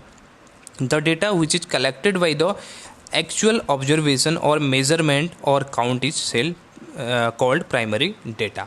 ये प्राइमरी डेटा होता है जो डायरेक्टली आप क्या करते हो, अपने ऑब्जर्वेशन से और आप मेजरमेंट से या काउंट से आप क्या करते हो, यहाँ पे कलेक्ट करते हो। अब प्राइमरी डेटा को कलेक्ट करने के अलग अलग मेथड होते हैं, जिसकी हमने अभी बात करी थी। देखिए पहला मेथड है direct interview, direct personal interview. Second है इनडायरेक्ट ओरल इंटरव्यू। थर्ड है आपका इंफॉर्मेशन फ्रॉम रिस्पोंडेंट्स। फोर है मेल्ड क्वेश्चनर मेथड। फिफ्थ है आपका शेड्यूल सेंड थ्रू इन्यूमरेटर्स। ठीक है, तो ये कुछ मेथड्स हैं, 5 मेथड्स हैं, और इसके अंदर अलग अलग चीज़ें, अलग अलग मेथड के अंदर अलग अलग यहाँ पे प्रैक्टिसेस की जाती हैं और डेटा को कलेक्ट किया जाता है। जैसे आपका डायरेक्ट इंटरव्यू के अंदर क्या किया जाता है, आप डायरेक्टली जाते हो और रिस्पोंडेंट से इंटरव्यू करते हो, उनसे कुछ क्वेश्चंस आपने फ्रेम किए हैं, उन क्वेश्चंस को आप यहाँ पे पुटअप करते हो और उसकी इन्फॉर्मेशन आप कलेक्ट करते हो। तो यही आपका क्या है, डायरेक्ट इंटरव्यू। आप इसको पढ़ सकते हो। इसकी मेरिट्स हैं कुछ यहाँ पे। The collected information are likely to be uniform and accurate. The investigator is there to clear the doubt of the informant. ठीक है, यहाँ पे बात करी गई है कि इसके क्या मेरिट्स हैं, क्या यहाँ पे बेनिफिट है इंटरव्यू के, कि आपके जो डायरेक्टली आपने यहाँ पे कलेक्ट किया वो ज़्यादा आपके रिलायबल डेटा है, ज़्यादा एक्यूरेट डेटा होगा, क्योंकि डायरेक्टली आप जाके लोगों से, जिससे आप जो रिलेवेंट स्टडी है उससे, उसके जो सैंपल्स हैं वो आप डायरेक्टली जाकर रिस्पोंडेंट से ले रहे हो, तो उस केस में आपके पास क्या रहेगा, ज़्यादा एक्यूरेट रिजल्ट निकलने की यहाँ पे प्रोबेबिलिटी रहेगी। और दूसरा कि अगर किसी प्रकार का कोई डाउट है रिस्पोंडेंट को, तो वो डाउट भी वहीं पे क्लियर हो जाएगा, क्योंकि आप डायरेक्टली इंटरव्यू ले रहे हो। People willing supply information because they are an approach personally. यहाँ पे कहा गया है कि देखिए, दे आर अप्रोच्ड पर्सनली। यहाँ पे कहा गया है कि जो पीपल हैं, जो लोग हैं, काफ़ी केसेस होते हैं उनमें लोग क्या करते हैं, बात करना पसंद नहीं करते हैं। काफ़ी ऐसी सिचुएशंस होती हैं जिसमें लोग कहते हैं कि हमें बात नहीं करनी, क्योंकि हम किसी और के थ्रू वहाँ पे पहुँचे होते हैं। हमने उनके किसी रिलेटिव को या किसी पड़ोसी को हमने फ़ोन किया होता है कि हमें उनका डेटा चाहिए, तो वो बोलते हैं आ जाइए, आप डेटा हमें मिल जाएगा आपको। लेकिन जब हम डायरेक्टली वहाँ पर पहुँचते हैं तो वो लोग बात करने से मना कर देते हैं, क्योंकि हमने उनको स्पेशल प्रेफरेंस नहीं दिया, हमने डायरेक्टली उनसे बात नहीं की। लेकिन पर्सनल इंटरव्यू में क्या है, हम डायरेक्टली उनसे बात कर रहे हैं, तो उनको एक स्पेशल फील यहाँ पे होता है और वो काफ़ी यहाँ पे इंटरेक्टिव वे में हमसे बात करने की कोशिश करते हैं। ठीक है, तो ये कुछ मेरिट से। लिमिटेशंस में, इसमें आपका लिमिटेशंस हो जाएगा कि काफ़ी जो बड़ी मात्रा है उसमें आप इंटरव्यू नहीं कर सकते हो, पर्सनली आप इंटरव्यू नहीं कर सकते हो, क्योंकि इसमें काफ़ी टाइम कंज्यूमिंग होता है। अगर 5 मिनट भी आप लगाते हो तो काफ़ी यहाँ पे, जब आपके 100, 200, 500 यहाँ पे रिस्पोंडेंट हैं तो आपके काफ़ी दिन यहाँ पे लग जाएंगे। तो इसके लिए ये टाइम कंज्यूमिंग है, और जब बड़ी मात्रा में आपकी ऑडियंस है तो आप यहाँ पे पर्सनल इंटरव्यू को अवॉइड कर सकते हो। Indirect oral interview. Indirect oral interview के अंदर आप क्या करते हो, अपने थर्ड पार्टी से आप क्या करते हो, यहाँ पे इंफॉर्मेशन आप कलेक्ट करवाते हो, अपने जो आपके जो टारगेट पॉपुलेशन है उससे आप क्या करते हो, किसी थर्ड पार्टी की मदद से, अपने कोई नेबर्स हो गया, कोई आपका फ्रेंड्स हो गया, उसकी हेल्प से आप उससे उसकी जो इन्फॉर्मेशन है उसको निकलवाते हो। तो ये आपका इनडायरेक्ट ओरल इंटरव्यू हो जाता है। इसके मेरिट्स हैं कुछ आपके, जैसे कि आपका इसमें आपका कॉस्ट बचता है, आपका टाइम बचता है। ठीक है, और ज़्यादातर जो सर्वेज़ हैं वो इसी मेथड से की जाती हैं, क्या कि ये कि आपका क्या है, ये कन्वीनियंस आपकी रहती है इसमें डेटा कलेक्शन के लिए, तो ये आपका एक तरह से टाइम एंड कॉस्ट दोनों आपका बचाता है। लिमिटेशंस में आपका यही आता है कि ये आपका ज़्यादा रिलायबल डेटा नहीं होता है, क्योंकि आप डायरेक्टली जिस बंदे से आप रिस्पांस चाहते हो, अगर उसको डायरेक्टली जाके आप पूछते हो तो वो बात कुछ और होती है। अगर दूसरा बंदा कोई अगर बीच में आके कुछ और इन्फॉर्मेशन कोई और दे, तो उसमें काफ़ी यहाँ पे चीज़ें मिस आउट हो जाती हैं, और वो काफ़ी, हम कह सकते हैं कि एक तरह से उतना ज़्यादा रिलायबल नहीं होता है जितना आपका पर्सनल इंटरव्यू होता है। अब कॉरस्पॉन्डेंस के थ्रू भी आप इन्फॉर्मेशन को कलेक्ट कर पाते हो, जैसे कि आपने यहाँ पे किसी एरिया में जहाँ पे आपको डेटा कलेक्शन करना है, वहाँ पे आपने कोई अपना जो एजेंट्स है या कोई आपका आदमी है, उसको आपने कॉरस्पॉन्डेंट जिसको बोलते हैं, उसको आपने अपॉइंट कर दिया, और उसके थ्रू आप यहाँ पे इन्फॉर्मेशन को कलेक्ट कर रहे हो। ठीक है, बेसिकली जैसे आपने न्यूज़ में देखा होगा कि आपके जो न्यूज़ के रिपोर्टर्स होते हैं वो डिफरेंट एरियाज में जाकर वहीं पर से लाइव रिपोर्टिंग करते हैं, तो उस तरह से ये डेटा कलेक्शन का सोर्स होता है। मेरिट है इसमें प्राइमरी डेटा कलेक्शन, इसके लिए सर्टेन तरीके से हो पाती है, क्योंकि आप डायरेक्टली जाके आपका जो एम्प्लॉई है वहाँ पे जाके डेटा को कलेक्ट करता है, या आपका जो आपके कहे वाले लोग हैं जिनको आपने अपॉइंट किया है वो जाके वहाँ पे डेटा को कलेक्ट करते हैं, तो ये सर्टेनिटी होती है इसके केस में। और ये काफ़ी चीप और आपका चीप रहता है, और टाइम सेविंग भी इसमें रहती है, क्योंकि आपको ज़्यादा लोगों से यहाँ पे बात करने की ज़रूरत नहीं है, डायरेक्टली आप उनसे ही जाके वहाँ पे पूछ सकते हो जिससे आपको डेटा कलेक्शन करना है। क्वालिटी ऑफ डेटा आपका गुड रहता है, अच्छा रहता है, क्योंकि आपने क्या किया है, अपने रिलायबल बंदे को वहाँ पर भेजा है डेटा कलेक्ट करने के लिए। और ये आपका इसमें एक्सपीरियंस भी मैटर करता है, जो आपका लोकल रिप्रेजेंटेटिव है या आपका कोई एम्प्लॉय आपने भेजा है, तो उस तरह से आपका उसका जो एक्सपीरियंस है वो भी इसमें एक बेनिफिट होता है। और लिमिटेशन के तौर पे हम कह सकते हैं कि इसमें जो लोकल एजेंट्स हैं, जैसे कॉरस्पॉन्डेंस हमने चलो अपने एम्प्लॉय को नहीं किया, कहीं के हमने लोकल एजेंट्स को यहाँ पे हायर किया, तो उस केस में हो सकता है कि वो ज़्यादा यहाँ पे सीरियस और केयरफुल ना हो उस चीज़ को लेके, तो वो डेटा को काफ़ी जो डेटा है उसको यहाँ पे गलत तरीके से रिप्रेजेंट भी कर सकता है, तो ये लिमिटेशन इसकी हो जाती है। और मेल्ड क्वेश्चनर मेथड में आप क्या करते हो, जो क्वेश्चनर आपने बनाई है, बेसिकली जो प्रश्नावली होती है जिसके अंदर आपके अलग अलग क्वेश्चंस रहते हैं, आपके ओपन एंडेड भी क्वेश्चनर होती है, आपके क्लोज एंडेड क्वेश्चनर भी होती है, तो अलग अलग तरह की क्वेश्चनर बनती है। उसके अंदर आप क्या करते हो, वो क्वेश्चनर को आप अपने जो टारगेट रिस्पोंडेंट हैं उन तक आप क्या करते हो, बाई पोस्ट यहाँ पे भेज देते हो, तो उसको बोलते हैं आपके मेल्ड क्वेश्चनर मेथड। डायरेक्टली आप जाकर भरवा नहीं रहे हो, आप उनके एड्रेस पे डायरेक्टली पोस्ट कर देते हो और उससे इन्फॉर्मेशन कलेक्ट करते हो, तो ये आपका रहता है मेल्ड क्वेश्चनर मेथड। इसकी मेरिट है, ये आपका चीप रहता है काफ़ी, क्योंकि आपको जाना नहीं पड़ता खुद से, आप काफ़ी ईजिली उनके एड्रेस पे यहाँ पे आप पोस्ट कर पाओगे। It is preferable when the informants are spread over the wide area, यहाँ पे बात की गई है, ये आपका प्रिफरेबल है जब आपका क्या है, काफ़ी बड़ी एरिया में, काफ़ी स्प्रेड एरिया में आपके रिस्पोंडेंट हैं, तो उस केस में आप क्या करोगे, घर घर जाके आप उनके जो डेटा है उसको कलेक्ट नहीं कर पाओगे, तो उस केस में आप डायरेक्टली उनके एड्रेस पे उस क्वेश्चनर को भिजवा सकते हो। It is fast if the informants are respond duly, यानी कि कहा गया कि अगर रिस्पोंडेंट है वो काफ़ी यहाँ पे आपको रिस्पॉन्ड देते हैं वापस, तो ये काफ़ी फास्ट एक तरह से आपकी मेथड होती है। लिमिटेशन के अंदर यही आ जाता है कि काफ़ी पीपल जो हैं वो इलिटरेट भी हैं, पढ़े लिखे नहीं हैं, उस केस में वो उस क्वेश्चनर को नहीं भर पाएंगे, क्योंकि क्या होता है कि जब क्वेश्चनर भरने की बात आती है तो क्वेश्चनर में हमें डायरेक्टली अगर हम जाएंगे तो हम उनसे पूछेंगे और खुद भरेंगे, बट मेल वाले में क्या है कि उनको डायरेक्टली क्वेश्चनर मिलेगी, अगर इलिटरेट हैं तो वो भर नहीं पाएंगे। और दूसरा कि जो रिस्पॉन्सेज हैं, जैसे 100% आपने क्वेश्चनर भेजे तो उसमें से 100% ही आपको नहीं मिलते हैं, कभी 90% आ गए, कभी 95% आ गए, तो कहीं ना कहीं 5 से 10% आपके जो क्वेश्चनर हैं वो यहाँ पे रिस्पॉन्स नहीं करते हैं, लोग आपको भेजते नहीं वापस, तो ये इसका एक लिमिटेशन है। शेड्यूल सेंड थ्रू इन्यूमरेटर्स, ठीक है। इसके मेथड के अंदर आप क्या करते हो, आप जो इंटरव्यूअर है या आप बोल दो इन्यूमरेटर बोल दो, वो क्या करते हैं, एक शेड्यूल ले लेते हैं, जिससे भी डेटा कलेक्शन करना होता है उससे आप क्या कर लेते हो, एक शेड्यूल फिक्स कर लेते हो कि इतने इतने तारीख को हम क्या करेंगे, मीटिंग करेंगे, और उसके थ्रू आप यहाँ पे डेटा का कलेक्शन करते हो। इसकी कुछ मेरिट्स हैं आपके, एक तरह से ये मेरिट आप अडॉप्ट तब भी कर सकते हो जब आपका रिस्पोंडेंट इलिटरेट है, क्योंकि आप डायरेक्टली उससे जाके मिल रहे हो, आप उससे पूछ के खुद ही अपने क्वेश्चनर को यहाँ पे भर सकते हो। दूसरा, यहाँ पे आप डायरेक्टली जा रहे हो लोगों के पास, तो जो नॉन रिस्पॉन्स है उसका यहाँ पे काफ़ी फैक्टर बहुत कम हो जाता है, क्योंकि आप डायरेक्टली वहाँ पे जाके कलेक्ट कर रहे हो data. The information is called as reliable, ठीक है, ये काफ़ी रिलायबल डेटा है क्योंकि आप डायरेक्टली खुद ही आप डेटा कलेक्ट कर रहे हो। लिमिटेशन है, ये काफ़ी कॉस्टली हो सकता है, क्योंकि आपके जब स्प्रेड एरिया है, काफ़ी बड़ा फैला एरिया है, तो उस केस में आपको एक जगह से दूसरी जगह जाने में काफ़ी यहाँ पे जो कॉस्ट है वो बियर करनी पड़ सकती है। और इसके अलावा आपको एक्सटेंसिव ट्रेनिंग भी होनी चाहिए आपके पास, जिस तरह से आप जाओगे, क्या क्या क्वेश्चन आप पूछोगे, किस तरह से आपको बात करनी है, कैसे आपको डेटा का कलेक्शन करना है, तो एक कह सकते हैं कि काफ़ी क्वालिटी जो इंटरव्यूअर है उसमें होनी यहाँ पे ज़रूरी है। ये तो बात थी हमारे कुछ जो आपके प्राइमरी डेटा थे, प्राइमरी डेटा के कलेक्शंस के टूल थे। उसके बाद बात करते हैं सेकेंडरी डेटा की। प्राइमरी डेटा हमारा क्या था कि जब हम क्या करते हैं, डायरेक्टली रिस्पोंडेंट के पास जाकर डेटा को कलेक्ट करते हैं डिफरेंट सोर्सेज से, डिफरेंट जो आपके टूल्स थे उससे।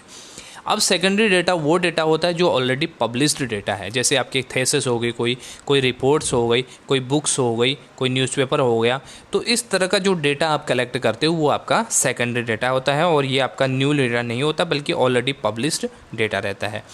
The data which are compiled from the records of other called secondary data, दूसरे के रिकॉर्ड से आप क्या करते हो, कंपाइल करते हो डेटा को। The data collected by an individual or his agents to primary data for him and secondary data for all others, यानी कि जब भी क्या करोगे, जैसे कोई रिपोर्ट बनाई है, आरबीआई की कोई रिपोर्ट है, तो आरबीआई के लिए तो वो क्या है, प्राइमरी है, क्योंकि उसने वो रिपोर्ट को पब्लिश किया, बट उस रिपोर्ट को अगर हम यूज कर रहे हैं तो वो हमारे लिए सेकेंडरी सोर्सेस हो जाता है, ठीक है। और सेकेंडरी सोर्सेज आपके क्या रहते हैं, काफ़ी यहाँ पे लेस एक्सपेंसिव रहते हैं, क्योंकि आप यहाँ पे काफ़ी कम खर्चे में इंटरनेट के थ्रू ही आपको काफ़ी रिपोर्ट्स मिल जाती हैं, काफ़ी बुक्स मिल जाती हैं। आजकल तो ऑलमोस्ट सभी तरह की आप जो चीज़ें हैं वो इंटरनेट के माध्यम से निकाल सकते हैं, तो ये काफ़ी आपकी कम एक्सपेंसिव आपकी रहती हैं और जल्दी आपको इन्फॉर्मेशन मिल जाती है, ठीक है। Secondary data can be compiled either from the published sources और फ्रॉम अनपब्लिश्ड सोर्सेज। ठीक है, पब्लिश्ड भी हो सकते हैं, अनपब्लिश्ड भी हो सकते हैं। जैसे डायरेक्ट किसी ने यहाँ पे थेसिस लिखी, ठीक है, बुक्स की बात कर लेते, कोई बुक्स लिखी है बट उसने वो पब्लिश नहीं कराई, बट है तो वो सेकेंडरी सोर्सेज, क्योंकि उसने वो बुक्स को लिख लिया है, ऑथर उसका ऑलरेडी है, बट उसने वो पब्लिश नहीं किया। अगर आप डायरेक्टली उसके पास जाके भी वो डेटा, उस बुक से डेटा कलेक्ट करें, वो भी आपका सेकेंडरी सोर्स में आ जाएगा। ठीक है, अब यहाँ पे कुछ सोर्सेज बताए हैं आपके सेकेंडरी डेटा के, जैसे official publication of the central, state और लोकल गवर्नमेंट्स। कुछ गवर्नमेंट्स हमारे जो डिफरेंट टाइप के पब्लिकेशंस आपके निकालते हैं, जैसे आपके टाइम टू टाइम कुछ नोटिफिकेशन निकलते हैं, सो सारी चीज़ें आपकी क्या हैं, सेकेंडरी सोर्सेज है। Reports of the committees and commission, जो डिफरेंट टाइप के रिपोर्ट्स हैं, आरबीआई की जैसे रिपोर्ट की बात करी, वर्ल्ड बैंक की रिपोर्ट्स निकलती हैं, आईएमएफ की रिपोर्ट्स निकलती हैं, डब्ल्यूटीओ की रिपोर्ट्स निकलती है, और इसी तरह से आपके स्टैटिस्टिकल डिपार्टमेंट की रिपोर्ट निकलती है। तो ये जितने भी रिपोर्ट्स हैं और जो कमेटीज़ हैं, जैसे आपके एजुकेशन कमेटीज़ होती हैं आपकी, और डिफरेंट टाइप की बैंकिंग से रिलेटेड आपकी कमेटीज़ होती हैं, तो वो जो रिपोर्ट भी यहाँ पे पब्लिश करती हैं, उसका डेटा भी आपका सेकेंडरी सोर्सेज का डेटा होता है। पब्लिकेशंस हो गए आपके डिफरेंट टाइप के, जो रिसर्च के फील्ड में भी हो सकते हैं, एजुकेशनल फिर एजुकेशनल एसोसिएट भी हो सकते हैं, और रिसर्च वर्कर भी वो हो सकते हैं। फिर है trade and technical journals, different type के जर्नल्स होते हैं जिनके अंदर आप इन्फॉर्मेशन को सर्च करते हो, तो वो भी आपके सेकेंडरी सोर्सेज हैं। Report and publication of the trade association, chamber of commerce, bank etcetera. और साथ ही आपके जो रिपोर्ट्स की हमने बात करी थी, official publications of foreign government, जैसे यूएनओ की बात करी, यूनेस्को की बात की, उसी तरह हमने आईएमएफ की भी बात कर ली, हमने डब्ल्यूटीओ की बात कर ली, तो ये भी आपके क्या है, सेकेंडरी सोर्सेज का डेटा है। और जो अनपब्लिश सोर्सेज हैं उसके अंदर क्या आता है, उसके अंदर हमारा आता है जैसे रिकॉर्ड्स कुछ हो गए, village level official maintenance records regarding area under crop, ठीक है, क्रॉप प्रोडक्शंस एक्सेट्रा, जो भी चीज़ें हैं आपके वो पब्लिश्ड नहीं है कहीं पर, ये आपके जो इंटरनेट सोर्सेज के थ्रू या किसी पब्लिकेशंस में पब्लिश नहीं है, बट वो है सेकेंडरी डेटा, तो उस केस में वो अनपब्लिश सोर्सेज का डेटा हो जाता है। तो इसको आप पढ़ सकते हैं। अब सेकेंडरी डेटा की कैरेक्टरिस्टिक्स हैं, यहाँ पे कुछ बताए गए हैं। The secondary data should possess the following characteristics, they should be reliable, adequate, suitable, accurate, complete and consistent. अब इनके अलग अलग मीनिंग पढ़ते हैं कि ये क्या क्या चीज़ें होती है। पहले देखिए, रिलायबल का मतलब होता है आपका डेटा में आपके कंसिस्टेंसी आपकी होनी चाहिए एक तरह से, ठीक है।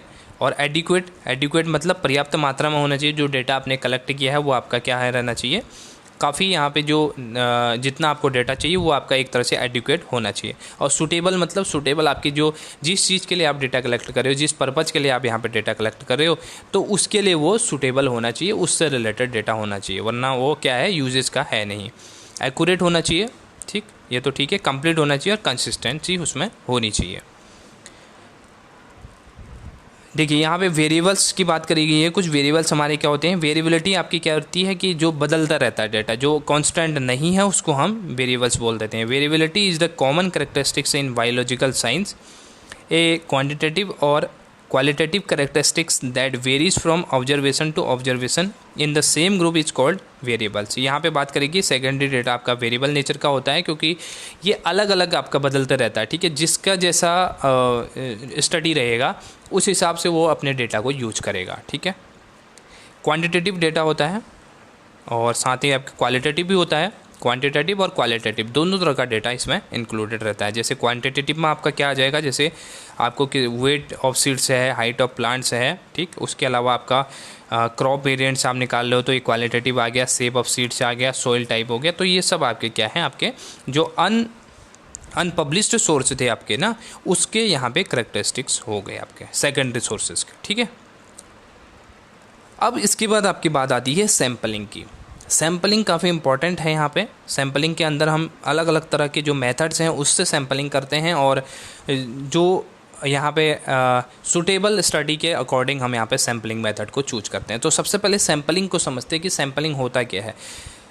पहले समझते हैं पॉपुलेशन क्या होता है। इसको पॉपुलेशन बोलते हैं। पॉपुलेशन होता है हमारा होल स्टडी एरिया। जैसे फॉर एग्जांपल मैं स्टडी करना चाह रहा हूँ अपने उत्तराखंड डिस्ट्रिक्ट को, ठीक है। तो जो मैं सैंपल मैंने जो पॉपुलेशन उठाई, तो पॉपुलेशन मेरा हो जाएगा इंडिया, पूरा का पूरा इंडिया मेरा पॉपुलेशन हो जाएगा। उसके अंदर जो मैंने स्टेट को लिया, क्योंकि मैं पूरे इंडिया का किसी प्रकार का, जैसे मैं फॉर एग्जांपल मैं यहाँ पे स्टडी करना चाह रहा हूँ एजुकेशन सिस्टम को लेके, तो एजुकेशन सिस्टम, इंडिया के एजुकेशन सिस्टम को, मेरा टॉपिक है एजुकेशन सिस्टम ऑफ इंडिया, ठीक है, और इफ़ेक्टिवनेस ऑफ एजुकेशन भी हम ले सकते हैं इसके अंदर।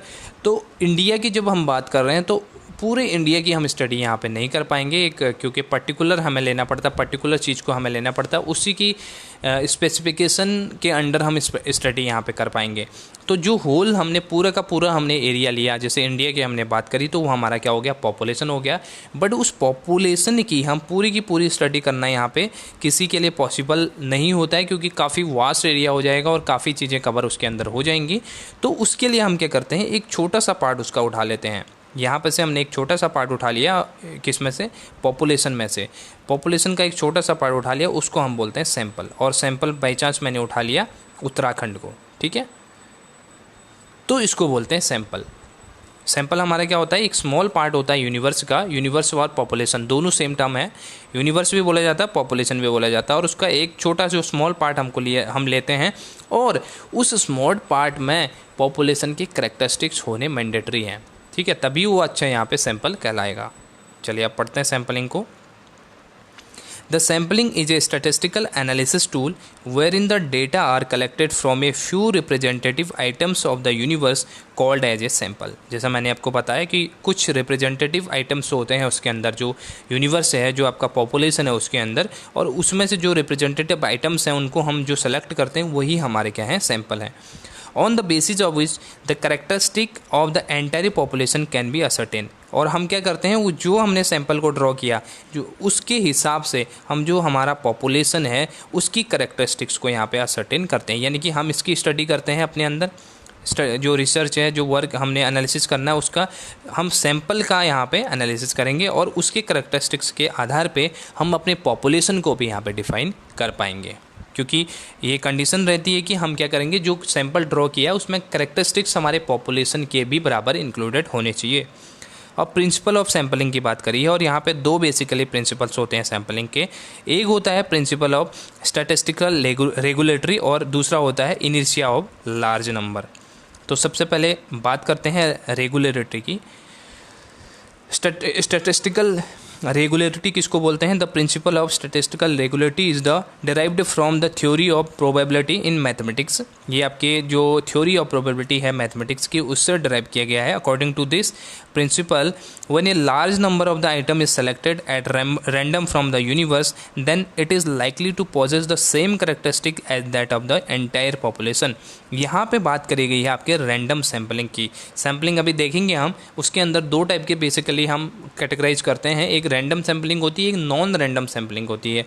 तो इस प्रिंसिपल के अंदर कहा गया है, इस प्रिंसिपल के हिसाब से डिफाइन किया गया है कि हमें सैंपल को रैंडमली चूज करना चाहिए। रैंडमली का मतलब हम कोई भी सा भी सैंपल उठाएं, हमें हर एक सैंपल के पास पूरा चांस हो सेलेक्ट होने का, ठीक है। उसको हम क्या बोलते हैं? रैंडम सैंपलिंग बोलते हैं। ऐसा नहीं कि हम बाइसनेस करें या हम कोई सिस्टम बना दें जैसे कोटा फिक्स करते हैं, तो ये चीज़ें नहीं करेंगे।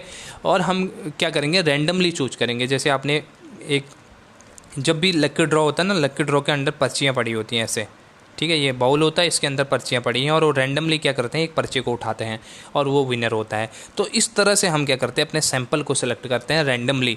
तो प्रिंसिपल ऑफ स्टैटिस्टिकल रेगुलेरिटी ये बोलती है कि हमें ज़्यादा से ज़्यादा अपने जो सैंपल्स हैं उनको यहाँ पे रैंडमली चूज करना चाहिए, जिससे ज़्यादा हमारे जो करेक्टरिस्टिक्स हैं वो पॉपुलेशन के करेक्टरिस्टिक्स सैंपल में आ पाएँ, ठीक है ना। और दूसरा हमारा आता है इनर्शिया और large number, principle of inertia और लार्ज नंबर।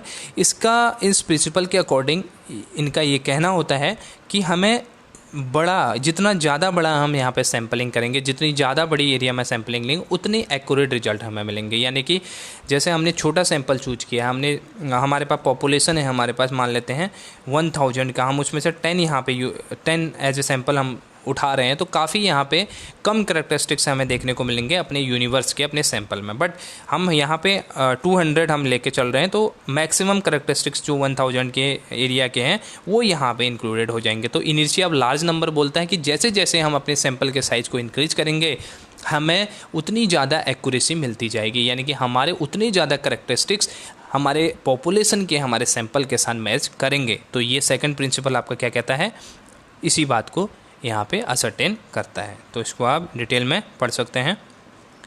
अब आती है हमारी मोस्ट इम्पॉर्टेंट टॉपिक मेथड्स की बात, और ये मेथड्स यहाँ पे नोट डाउन कर लो, most important method.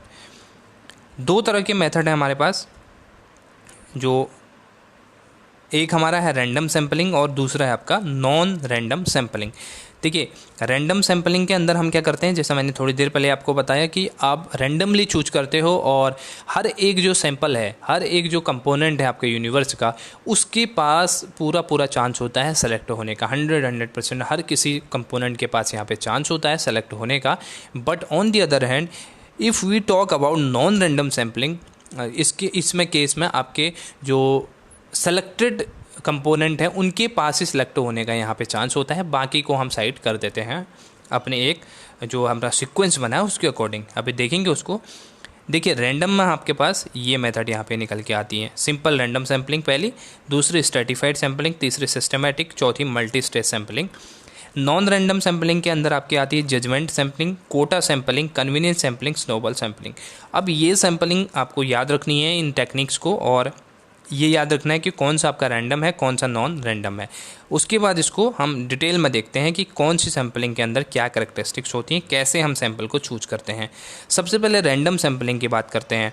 The random sampling is also called a probability sampling since the sample the selection is done randomly so the laws of the probability can be applied following are the important. ये आपकी क्या है, इस तरह से बताया गया है कि इसको प्रोबेबिलिटी सैम्पलिंग भी आप बोलते हो, ठीक है, रैंडम सैम्पलिंग को। और जैसे कि मैंने आपको बता ही दिया, हर एक कंपोनेंट के पास आपका पूरा चांस होता है to being selected in this sample. तो इसके अंदर मेथड सबसे पहला है आपका simple random sampling. Simple random sampling basically जो मैंने बॉल वाली बात बताई आपको, इस तरह से आप कोई भी आपने यूनिवर्स है उसके अंदर इस तरह के आपके कंपोनेंट है और कोई भी आप यहाँ पे उठा लेते हो कंपोनेंट, तो ये आपके सिंपल रैंडम सैम्पलिंग के केस हो जाता है। Simple random sampling is defined as a sampling techniques where every item in the population has an even chance, ठीक है, and likelihood to being selected in the sample. इसमें हर एक के पास बराबर चांस है कि वो सेलेक्ट हो ही जाएगा सैंपल के अंदर, ठीक है ना। अब बात आती है हमारे second stratified sampling. Stratified sampling को काफ़ी ध्यान से समझना। इसके अंदर हमारे पास क्या रहती है, हमारे पास एक ये आपका यूनिवर्स हो गया, ये पॉपुलेशन हो गया। पॉपुलेशन आप समझ गए हो, जो पूरा एरिया हमारा है, इसके अंदर से हमें सैंपल को ड्रॉ करना होता है। इसमें आपका हेट्रोजीनियस और होमोजीनियस दो टर्म आती हैं। एक आता है हेट्रोजीनियस, दूसरा है होमोजीनियस। हेट्रोजीनियस का मतलब हो गया कि अलग अलग तरह के, जो एक दूसरे से रिलेटेड नहीं है, अलग अलग फैक्टर्स हैं, ठीक है ना। और होमोजीनियस का मतलब हो गया एक जैसे फैक्टर, जो आपके एक दूसरे से मिलते जुलते हैं, वो फैक्टर आपके हो गए। तो इसमें पॉपुलेशन क्या ऐसी रहती है, पॉपुलेशन तो आपकी हेट्रोजीनियस रहती है, बट जो सैंपल हम ड्रॉ करेंगे इसके अंदर से अलग अलग सैंपल, वो होमोजीनियस रहते हैं, ठीक है ना। पॉपुलेशन आपकी हेट्रोजीनियस रहेगी और जो पॉपुलेशन से हम सैंपल को ड्रॉ करेंगे वो होमोजीनियस रहेगा। एग्जाम्पल की बात कर लेते हैं। जैसे पॉपुलेशन में आपके क्या है, जैसे तो आप अलग अलग, जैसे तो एक आपके आ गई एज, दूसरा आपके आ गई जेंडर, ठीक है, तीसरा आपके आ गया हाइट, ये आपके आ गए। और ये अलग अलग तरह के आपके फैक्टर हैं जो आपके एक तरह से हेट्रोजीनियस है। इसको होमोजीनियस कैसे बनाएंगे, हम एक सैंपल निकालेंगे एज का, इसके अंदर हम अलग अलग एज ग्रुप के लोगों को शामिल करेंगे। दूसरा सैंपल हम ड्रॉ करेंगे जेंडर का, और इसमें हम मेल फीमेल दोनों जेंडर के जितने लोग हैं सबको इंक्लूड करेंगे, जितना सैंपल हमें चाहिए। तीसरे में हम हाइट की बात करेंगे कि इतने हाइट से इतने तक, इतने हाइट से इतने तक इतने लोग हैं, इतने हाइट से इतने तक। तो ये जो बाइफर्गेशन हमने किया तो वो हो गया होमोजीनियस, क्योंकि ये सारे ग्रुप क्या बन गए, होमोजीनियस बन गए। और ये पॉपुलेशन कैसी थी हमारी, हेट्रोजीनियस थी। ये हमारा केस होता है स्ट्रेटिफाइड सैंपलिंग का। और जो हमने इस पॉपुलेशन में से ये सैंपल यहाँ पे ड्राइव किए हैं, इनको बोलते हैं स्ट्रेटा, ठीक है ना। ये क्या है हमें स्ट्रेटा, इनको स्ट्रेटा बोला जाता है, अलग अलग स्ट्रेटा ये बन गए हैं। तो इस केस को बोला जाता है स्ट्रेटिफाइड सैंपलिंग, ठीक है। ये मैंने आपको समझा दिया है, इसको आप रीड आउट कर लीजिएगा। फिर है सिस्टमेटिक सैंपलिंग। सिस्टमेटिक सैंपलिंग भी आपका रैंडम सैंपलिंग आता है। देखिए, टर्म से लगता है सिस्टमेटिक सैंपलिंग, ये आपका नॉन रैंडम लगता है, बट ये रैंडम सैंपलिंग है। इसकी आप कैसे ये निकलता है, देखिए। सिस्टमेटिक सैंपलिंग के अंदर पहला जो सैंपल चूज किया जाता है वो रैंडम सैंपल होता है। ये आपका पॉपुलेशन है और इसके अंदर मैं मान लेता हूँ कि मैं नंबर है मेरे पास, मैं मान लेता हूँ मेरे पास 2 3 4 5 6 ऐसे मेरे पास क्या है 20 तक यहाँ पे नंबर हैं, ठीक है ना। तो पहला सैंपल मैं रैंडमली निकालता हूँ, मेरे पास बाई चांस पहला सैंपल आया 3, ठीक है। उसके बाद मैं दूसरा सैंपल निकालता हूँ 5, फिर निकालूंगा 7, फिर निकालूंगा 9वां, फिर 10th, फिर 12th, ठीक है। तो सॉरी 7 9 11 13। तो इस तरह से हमने क्या किया, आप यहाँ पे देख पा रहे होंगे हर एक में 2 2 का गैप है, यानी कि हर दूसरे सैंपल को हम यहाँ पे ड्रॉ कर रहे हैं और यही हमारा सिस्टमेटिक सैंपलिंग होता है। अब आप सोच रहे होगे कि ये अगर इस तरह से ड्रॉ किया जा रहा है तो इसमें ये रैंडम कहाँ से हो गया। देखिए यहाँ पे किसी तरह का कोई कोटा फिक्स नहीं है, कोई यहाँ पे सीरीज फिक्स नहीं है। हमने पहला सैंपल को यहाँ पे रैंडम उठाया है। अगर ये रैंडम 2 आता तो हम क्या करते, दूसरे को 4 यहाँ पे लेते, 6 ऐसे ले लेते, तो ये भी रैंडमली था और ये भी आपका रैंडम है, ठीक है। बट सीक्वेंस आपका बराबर रहेगा, एक आपका क्लास इंटरवल को फॉलो किया जाएगा। इसको बोलते हैं आपका सिस्टमेटिक सैंपलिंग। यहाँ पे दिया हुआ है ओके, ये आपका देखिए यहाँ पे फिक्स रहता है, बट पीरियोडिकल इंटरवल आपका जो है वो यहाँ पे फिक्स रहता है इस सैंपलिंग के अंदर। फिर है multi stage sampling. Multi stage sampling का क्या मतलब है, जो अलग अलग स्टेजेस इसके अंदर होते हैं। फॉर एग्जांपल आपका एक छोटा सा एग्जांपल लेते हैं यूनिवर्सिटी की, जैसे उत्तराखंड की बात कर लेते हैं। चलिए कुमाऊं यूनिवर्सिटी की हम बात कर लेते हैं। कुमाऊं यूनिवर्सिटी के अंदर हमें क्या करना, पूरे यूनिवर्सिटी का अध्ययन करना है। तो केयू हमारा क्या हो गया, एक तरह से यूनिवर्स हो गया, पूरा हमारा पॉपुलेशन हो गया। उसके अंदर हम क्या कर रहे हैं, एक यूनिवर्सिटी को हम चूज कर रहे हैं। और सपोज दैट कि हमें नैनीताल जो कैंपस है डीएसबी कैंपस, उसको हम यहाँ पे चूज कर लेते हैं, डीएसबी कैंपस को। और हमें डीएसबी कैंपस के अंदर हम क्या करेंगे, अलग अलग जो आपके एक तरह से स्टेजेस हैं, जैसे आपके उसके अंदर आपका क्या है, फाइनेंस का डिपार्टमेंट भी है आपका, ठीक। उसके अलावा आपका एचआरएम का डिपार्टमेंट भी है। उसके अलावा आपका क्या है, स्टूडेंट्स का जो आपका डिपार्टमेंट भी है, लाइब्रेरी आपकी है। तो ये जो अलग अलग आपके जो स्टेजेज हैं उनकी स्टडी को बोलते हैं हम मल्टी स्टेज सैंपलिंग, ठीक है। हमें एक फिक्स हमने ले लिया, यूनिवर्सिटी हमने ले ली। उस यूनिवर्सिटी के अंदर अलग अलग जो लेवल्स हैं, जैसे आपके अलग अलग पार्ट्स जो हैं, ऑफिस है आपका, उसके अलावा आपके क्लासरूम्स हैं आपके, और उसके अलावा आपके हम एडमिनिस्ट्रेटिव डिपार्टमेंट है, एचआरएम डिपार्टमेंट है, और इस रिसर्च का आपका डिपार्टमेंट है। तो ये जो अलग अलग डिपार्टमेंट है इसको बाइफरकेशन कर दिया जाता है और हर एक से हमारा रैंडमली यहाँ पे सैंपल को चूज किया जाता है। तो इसको बोला जाता है multi stage sampling. I hope ये क्लियर है आपके। तो ये रैंडम सैंपलिंग के अंदर आपकी इतनी सारी चीज़ें यहाँ पे इंक्लूडेड रहती हैं। अब बात करते हैं नॉन रैंडम सैंपलिंग की।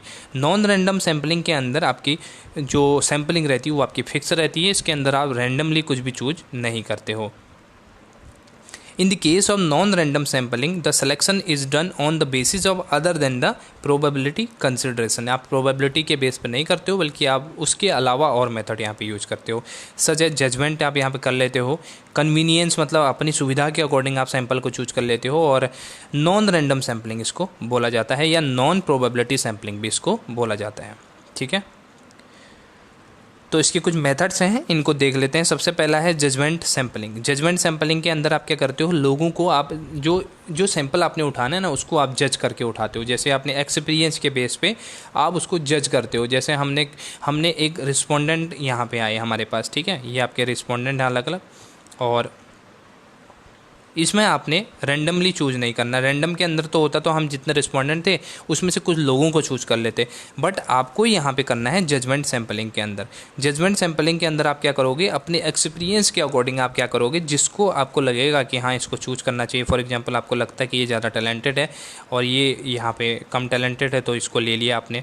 इसी तरह इसको आपने उठा लिया और इसको छोड़ दिया। तो ये आपके जजमेंट पे आप जज करते हो लोगों को कि ये किस तरह का है, इसका नेचर कैसा है, इसका बिहेवियर कैसा है, या डेटा कैसा है। डेटा के टर्म्स में हम अगर बात करें, क्वालिटेटिव के टर्म्स में बात करें या क्वांटिटेटिव के टर्म्स में बात करें, तो उस अकॉर्डिंग आप उसको जजमेंट करते हो। तो ये आपका रहता है जजमेंट सैंपलिंग के अंदर। फिर है कन्वीनियंस सैंपलिंग। कन्वीनियंस सैंपलिंग सबसे ज़्यादा रिसर्च में सबसे ज़्यादा यूज होने वाली सैंपलिंग है। इसके अंदर आप सैंपल का जो सिलेक्शन करते हो अपनी कन्वीनियंस के अकॉर्डिंग करते हो, अपनी सुविधा अनुसार आप करते हो।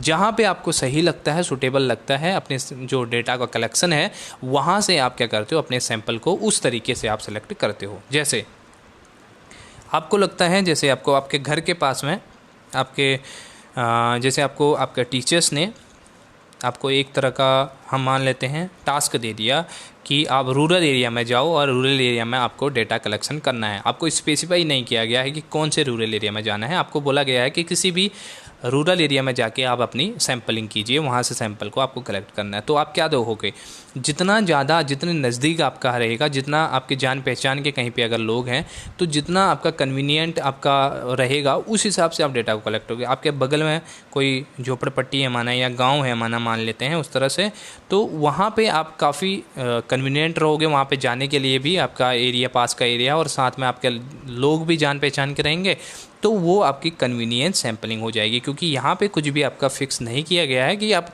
इसी एरिया में जाके करो। अगर एरिया भी फिक्स कर दिया जाता और उसके अंदर भी आप क्या करते, अपने जो परिचित हैं आपके, या आपके कोई कॉन्टैक्ट्स में हैं, आपके फ्रेंड्स हैं, आपके फैमिली मेम्बर्स हैं, या कोई और हैं, तो उनसे बात करके अपनी कन्वीनियंस के अकॉर्डिंग आप सैंपल को चूज करेंगे। ठीक है, तो ये आपका होता है कन्वीनियंस सैंपलिंग। फिर आता है कोटा सैंपलिंग। कोटा सैंपलिंग के अंदर कोटा फिक्स कर दिया जाता है और यहाँ पे पहले से डिसाइडेड किया रहता है कि जैसे फिक्स जो ट्रेड्स हैं और क्वालिटीज़ हैं, उसके आधार पे आप पहले से ही कोटा फिक्स कर देते हो। फॉर एग्जांपल, आपको जैसे डेटा का कलेक्शन करना है और उस डेटा के अंदर आप क्या करते हो, आपने कहा कि हमें 5 लोगों को लेना है जिनकी हाइट आपकी 6 इंच से ज़्यादा जिनकी हाइट है, ठीक है, सॉरी 6 फीट से ज़्यादा जिनकी हाइट है, तो उनको आपको यहाँ पे चूज करना है।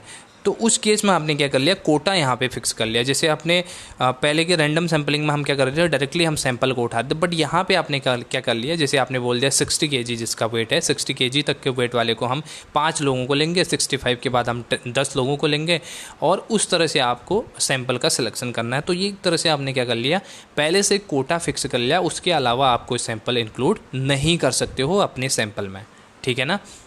तो ये आपका कोटा सैंपलिंग हो जाता है। उसके बाद आपका आता है स्नोबॉल सैंपलिंग। स्नोबॉल सैंपलिंग के अंदर आप क्या करते हो, एक चेन बनाते हो। जैसे ये चेन बन गई आपकी, ठीक है, और यहाँ आप खड़े हो, ये आप खड़े हो और आप हंस रहे हो यहाँ से, ठीक है, ये हंसता हुआ चेहरा है आपका, और यहाँ से आप क्या कर रहे हो, डेटा को आपको कलेक्शन करना, तो उसके लिए आप क्या कर रहे हो, ये आपका फ्रेंड है, ये फ्रेंड के फ्रेंड हैं, ये फ्रेंड के फ्रेंड, ये फ्रेंड, ऐसे आपको डेटा कलेक्ट करने के लिए यहाँ तक जाने की ज़रूरत नहीं पड़ेगी। आप क्या करोगे, अपने फ्रेंड से कांटेक्ट करोगे, यार मुझे इसकी इन्फॉर्मेशन चाहिए, तो आपका फ्रेंड क्या करेगा, इससे कांटेक्ट करेगा, ये इससे, और ये जो लास्ट रिस्पोंडेंट है इसका डेटा इसके थ्रू यहाँ तक आप तक पहुँच जाएगा। तो आप क्या करते हो, एक चेन, एक हायरार्की का आप यहाँ पे यूज करते हो स्नोबॉल सैंपलिंग के अंदर डेटा को कलेक्ट करने के लिए। आप डायरेक्टली वहाँ पे रिस्पोंडेंट के पास यहाँ पे जाने की ज़रूरत नहीं पड़ेगी आपको। आप उनके जो रिलेटिव्स हैं या उनके जो परिचित हैं उनसे आप यहाँ पे डेटा को कलेक्ट। और दूसरा, इसमें चेन इस तरह से भी बनती है कि जहाँ पे आपका डेटा को कलेक्ट करना काफ़ी डिफ़िकल्ट होता है, और उस केस में कुछ लोग जो आपके उनके जिससे जो आपका टारगेट सैंपल है उसके आसपास के जो लोग हैं उससे आपकी यहाँ पे मीटिंग फिक्स करा दें। तो ये इस तरह से, या उनके बारे में जानकारी दे दें, ठीक है, उनके पड़ोसी हैं, जैसे ये इनके पड़ोसी हैं और डेटा आपको चाहिए इनसे, जो ये गुस्से में हैं इनसे आपको डेटा चाहिए, तो आप इनके पड़ोसी हैं जो आपके खुश रहते हैं काफ़ी, तो इनके पास जाओगे, आप उनसे पूछ लोगे उनके ट्रेड्स के बारे में, जो भी डेटा आपको चाहिए कि ये लोग कैसे हैं और इनकी एज कितनी है, इनके फैमिली मेम्बर कितने हैं, ये इनकी इनकम कितनी है। तो इस तरह से जो आपने डेटा कलेक्ट किया वो आपका स्नोबॉल सैंपलिंग होता है, ठीक है। सो गाइस, ये थे हमारे कुछ इंपॉर्टेंट चीज़ें। इसके बाद आपके लिए मैंने नॉर्मल डिस्ट्रीब्यूशन कर्व भी यहाँ पे स्टार्ट किया है। इसको आप नेक्स्ट लेक्चर में हम लोग करेंगे क्योंकि काफ़ी लंबी वीडियो यहाँ पे बन चुकी है और इसके अंदर हमने काफ़ी कुछ यहाँ पे डिस्कस किया है। ये काफ़ी रिलेवेंट है और आने वाले एग्जाम्स में पूछा जाएगा। इसकी 101% श्योरिटी है क्योंकि सैम्पलिंग जो स्टैटिस्टिक्स है, बिजनेस स्टैटिस्टिक्स, वो काफ़ी इंपॉर्टेंट है। इसके अंदर रिग्रेशन है, एनालिसिस, रिग्रेशन, और आपका जो कोरिलेशन है वो भी यहाँ पे इंक्लूडेड है, उसको भी हम यहाँ पे देखेंगे। उससे पहले नॉर्मल प्रोबेबिलिटी कर्व को समझेंगे, उससे भी क्वेश्चन बनता है उसकी प्रॉपर्टी से, ठीक है।